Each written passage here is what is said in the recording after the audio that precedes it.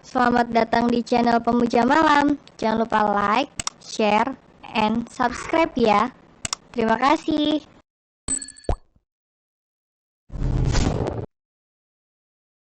Episode 30, bermain api di Singapura, bukti foto istri selingkuh.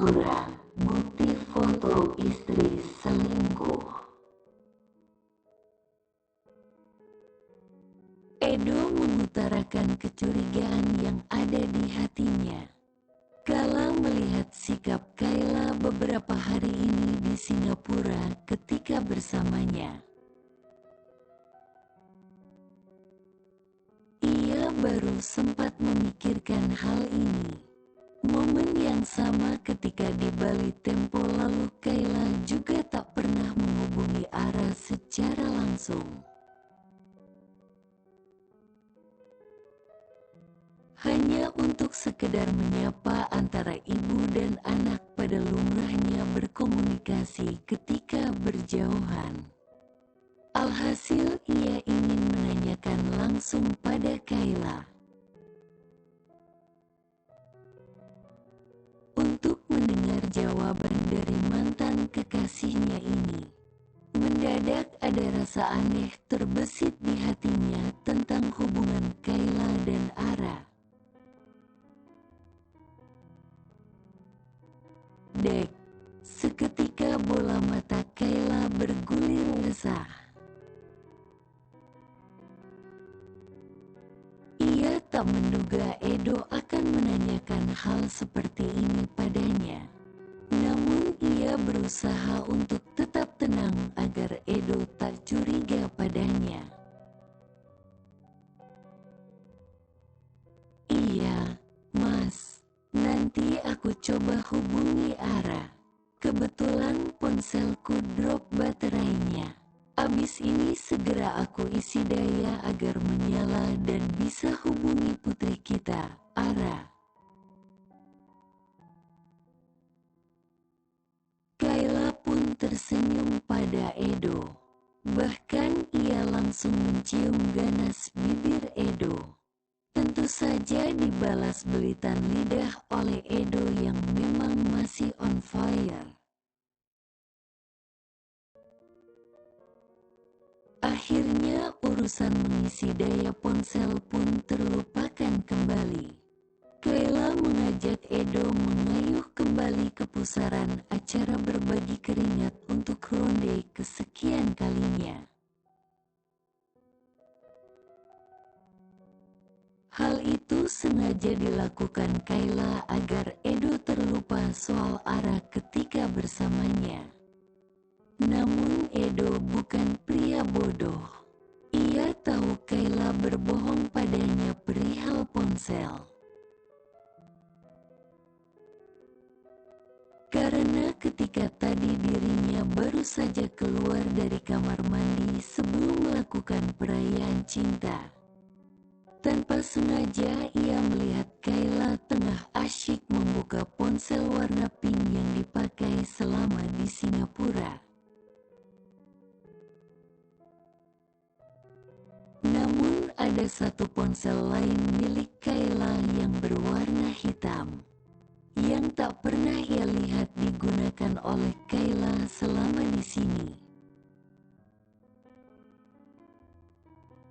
Dan ponsel itu ternyata dalam kondisi sengaja dimatikan oleh Kayla ketika ia mengecek tas mantan kekasihnya tersebut. Hal itu dilakukan Edo ketika Kayla bergantian menggunakan kamar mandi setelah dirinya. Seekor kucing ketika diberi ikan pastinya tidak akan menolak. Seperti yang dilakukan oleh Edo pada Kayla saat ini di atas ranjang. Terlebih adik kecilnya yang berada di bawah perut akan berpuasa kurang lebih selama 20 harian. Karena ditinggal Sylvia pergi umroh dan liburan bersama ibu mertuanya. Walaupun begitu, sebelum sudah melayani dirinya di atas ranjang dengan sangat baik. Bahkan keduanya menghabiskan beberapa ronde seakan melakukan rapel gaji. Edo pun merasa aneh melihat tingkah Sylvia yang berbeda di atas ranjang. Istrinya yang biasanya pasif, saat itu mendadak lebih agresif. Begitu menggairahkan baginya di mata seorang suami. Entah dari mana istrinya itu belajar banyak gaya ketika di atas ranjang. Terlebih Sylvia menggunakan gaya favorit yang disukai para pria ketika melakukan hubungan suami istri. Saat ini, Kayla mengajak dirinya kembali melakukan penyatuan di atas ranjang. Tentu ia menerima dengan tangan terbuka. Walaupun hatinya tetap menaruh kecurigaan pada Kayla, biarlah nanti akan ia selidiki sendiri. Namun anehnya, ia melakukan penyatuan cinta dengan Kayla saat ini. Yang terbayang justru wajah Sylvia, istrinya. Rumah sakit, Bandung. Derap langkah sol sepatu milik Langit menggema di lorong rumah sakit. Ibunya baru saja mengabarkan via telepon jika Ara sudah dibawa ke ruang perawatan. Namun masih belum sadar.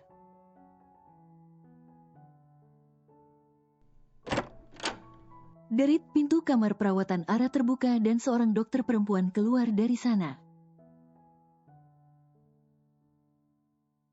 Langit langsung mempercepat langkahnya. Ia ingin berbicara langsung pada sang dokter tentang kondisi Ara. "Bagaimana kondisi putri saya, Dok?" tanya Langit ketika sudah berada tepat di depan kamar Ara. Dengan napas yang masih tersengal alias ngos-ngosan, usai berlari dari parkiran rumah sakit menuju kamar Ara. "Anda, ayahnya Mutiara?" tanya sang dokter pada Langit. Iya dok, saya ayahnya," jawab Langit sedikit terbata-bata. Tak mungkin dirinya mengatakan bahwa ia meragukan identitas Ara di depan dokter untuk saat ini. "Silahkan ikut ke ruangan saya," ujar sang dokter mempersilahkan Langit untuk mengikutinya menuju ruangannya. Kini dokter perempuan yang bernama Dr. Mawar sudah duduk berhadapan dengan Langit di ruangannya. Kondisi Mutiara sudah cukup stabil. Pendarahannya juga berhasil kami hentikan.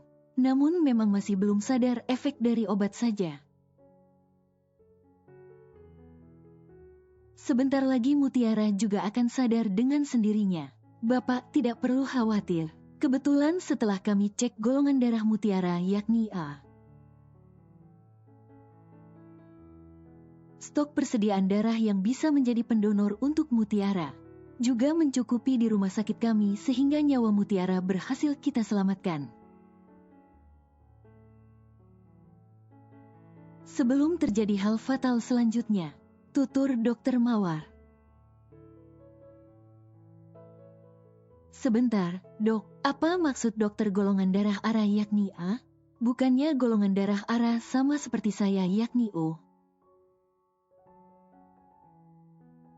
"Maaf, Pak Langit, akan tetapi sesuai data pengecekan laboratorium.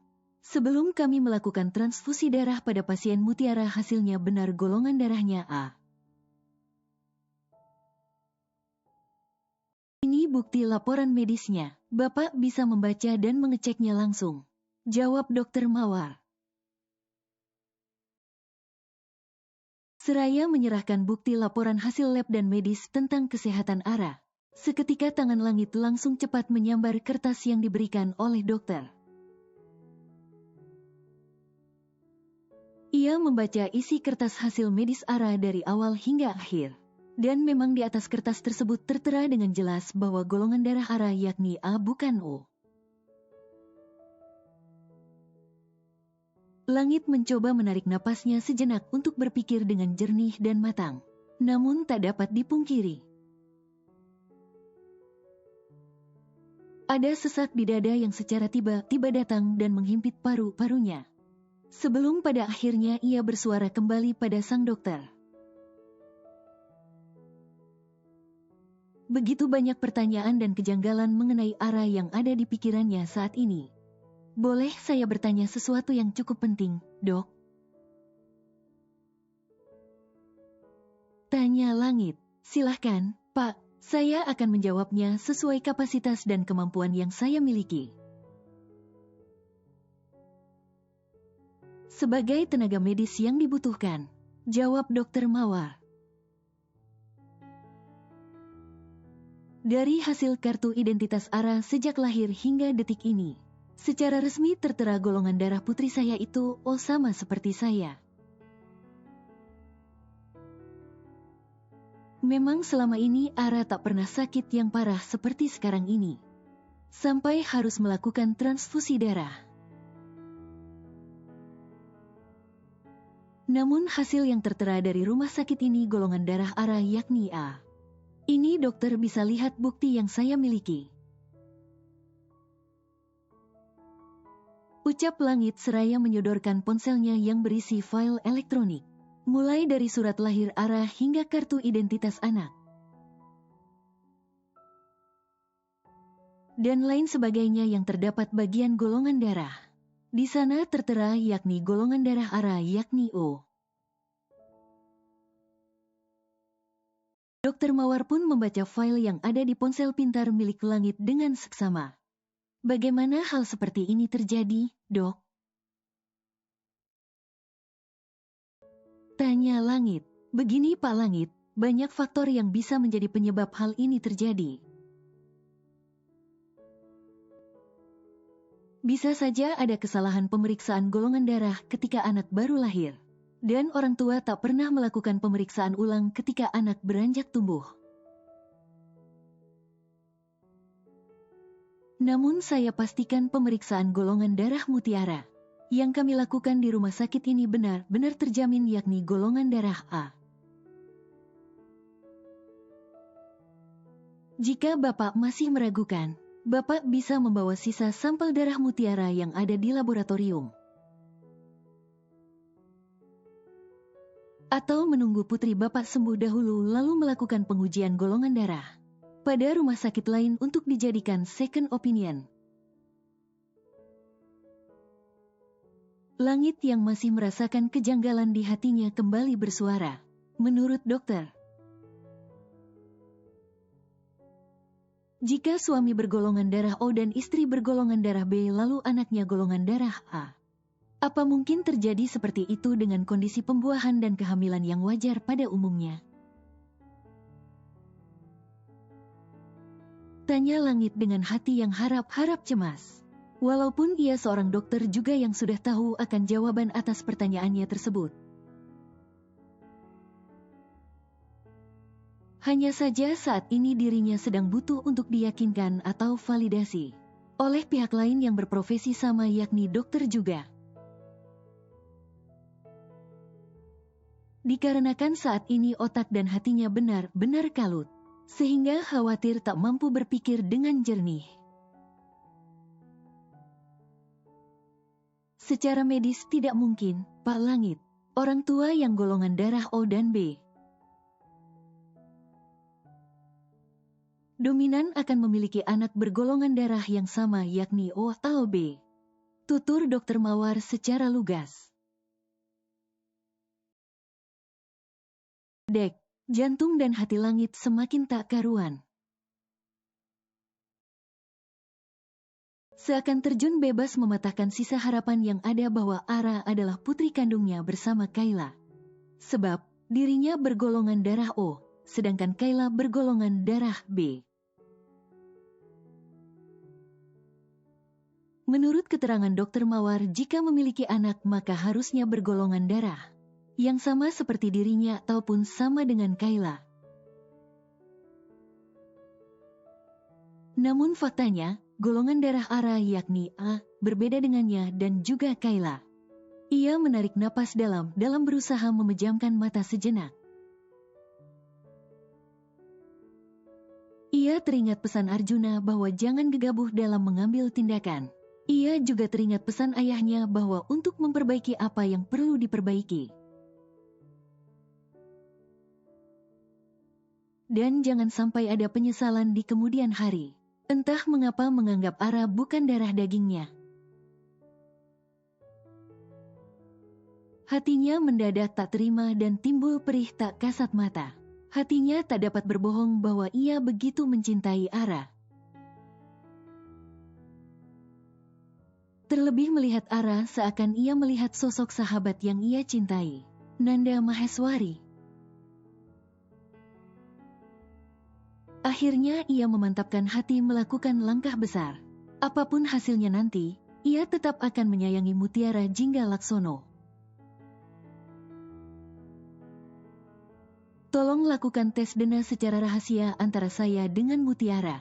Jangan sampai ada pihak lain siapapun itu termasuk keluarga saya yang tahu akan hal ini. Pinta Langit dengan tegas. Langit harus kembali bersabar menunggu hasil tes DNA antara dirinya dengan Ara sekitar 2 minggu lagi. Dan untuk kali ini dirinya tak mau kecolongan. Alhasil ia menggunting rambut Ara. Ketika kondisi kamar putrinya tersebut sepi dan ibunya tengah di kamar mandi, ia memberikan rambut Ara sekaligus sisa sampel darah di laboratorium rumah sakit pertama. Untuk dilakukan pengecekan golongan darah Ara sekaligus tes DNA di rumah sakit lain. Semuanya ia lakukan demi metode second opinion.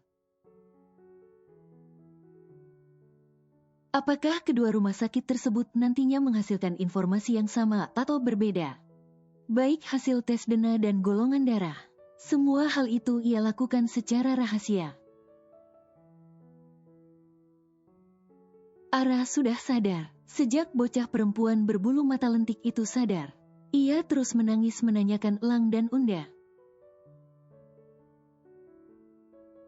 Langit cukup bingung karena banyak hal yang harus ia urus. Sehingga dirinya terlupa menanyakan kronologi yang menimpa Ara pada Ayu. Ketika Langit bertemu dengan sang mama, ia berusaha menahan emosinya terkait video rekaman CCTV. Ketika Nanda bertandang ke rumahnya beberapa tahun lalu, dirinya berusaha memukul mundur ego dan kemarahannya pada ibunya. Karena walau bagaimanapun Ayu Windarsih tetaplah ibu yang melahirkan dan membesarkannya. Mungkin ia hanya akan merubah sikapnya pada sang mama menjadi tidak sedekat dahulu. Akan tetapi sebagai anak, ia tetap menaruh rasa hormat pada Ayu. Bahkan Alia pun setelah ia sekap beberapa hari. Ia meminta pada preman yang menjaga saudari kembarnya tersebut agar melepaskannya. Namun sebagai hukuman pada Alia, Langit telah melakukan pemblokiran kartu baik debit maupun kredit card yang dimiliki Alia. Berkat bantuan rekannya, akhirnya hal itu mudah dilakukan oleh Langit. Ia ingin memberi efek jera pada Alia, agar saudari kembarnya itu tidak hidup boros atau berfoya-foya. Selama ini Alia terlalu dimanja, sehingga sesekali perlu diberi pelajaran agar bisa berpikir lebih dewasa. Saat ini Langit dan Ayu tengah berada di kantin rumah sakit. Ara baru saja tertidur setelah berhasil ditenangkan oleh Langit dan dokter. Sebenarnya Ara kenapa bisa seperti itu, Ma? Terus kenapa Ara mencari teman sekolahnya bernama Elang? Unda yang dimaksud Ara, apakah bundanya Elang atau orang lain? Cecar langit pada Ayu. Dek. Jantung Ayu mendadak gelisah. Ia sedang dilema ingin mengatakan kejujuran pada langit tentang Nanda dan Elang atau harus berbohong. Ayu masih berpikir bahwa putranya tersebut masih belum tahu perihal kehamilan Nanda. Dan kedatangan wanita itu ke rumahnya ketika beberapa tahun silam. Padahal langit sudah tahu, jari jemarinya saling ia tautkan, tanda bahwa dirinya gugup. Langit mampu membaca kegugupan ibunya, namun ia masih abu-abu. Kamu kenal Elang? Tanya Ayu sedikit terbata-bata. Iya, Ma, tentu saja aku kenal. Elang teman sekolah Ara kan? Ayu pun menganggukkan kepalanya di hadapan langit. Aku kenal dia. Bocah tampan yang spesial, namun sayang ia mengalami kebutaan jadi tak bisa melihat dunia. Bahkan beberapa waktu yang lalu aku dan Ara mengajaknya bermain bersama di Trans Studio Bandung. Hanya saja aku belum sempat bertemu dengan orang tuanya. Waktu itu Ara sudah kecapean, jadinya aku hanya mengantar sampai depan gang rumahnya saja. Ucap langit yang begitu antusias menceritakan soal Elang pada Ayu. Bahkan suami dari Kayla ini tersenyum di depan ibunya. Entah mengapa menceritakan Elang membuat hatinya begitu bersemangat. Dan ada rasa bahagia membuncah di dalamnya. Tanpa disadarinya, namun hal itu sangat terlihat jelas oleh Ayu Windarsih. Oh, begitu. Iya, Ma, dan anehnya nama kita berdua hampir serupa. Elang, langit, mirip ya Ma, hehehe. Tentu saja mirip, dia putramu, Lang. Ayu hanya bisa membatin itu semua dengan sendu. Ia tak mampu jujur di hadapan putra kesayangannya tersebut. Selain ia takut langit murka padanya, dirinya juga masih menghormati keluarga besannya. Terlebih Kayla masih menjadi sosok menantu idamannya yang sederajat. Terus Unda itu siapa, Ma? Oh, dia bundanya Elang. Jadi beberapa hari yang lalu kan Kayla sedang pergi mengantarkan temannya berobat ke luar negeri dan Mama telat jemput Ara ke sekolah. Tepat di hari ulang tahun Ara. Ternyata setelah dicari, Ara sedang berada di rumah Elang. Hari itu juga ternyata Elang ulang tahun. Tapi, ucapan Ayu pun menggantung. Tapi kenapa, Ma, tiba-tiba Elang marah sama Ara? Enggak tahu kenapa alasannya. Akhirnya Elang meminta Ara untuk pulang. Di rumah, Ara terus nangis dan ngamuk. Yang pada akhirnya keningnya kebentur ujung meja yang runcing lalu berdarah. Maafin Mama ya, Lang. Astagfirullahaladzim, bagaimana bisa aku sampai lupa hari ulang tahun Ara? Ya ampun, Ara, maafkan Papa, Nak. Langit mengusap kasar wajahnya sendiri dengan kedua telapak tangannya. Sungguh ia merasa menjadi ayah yang tidak becus.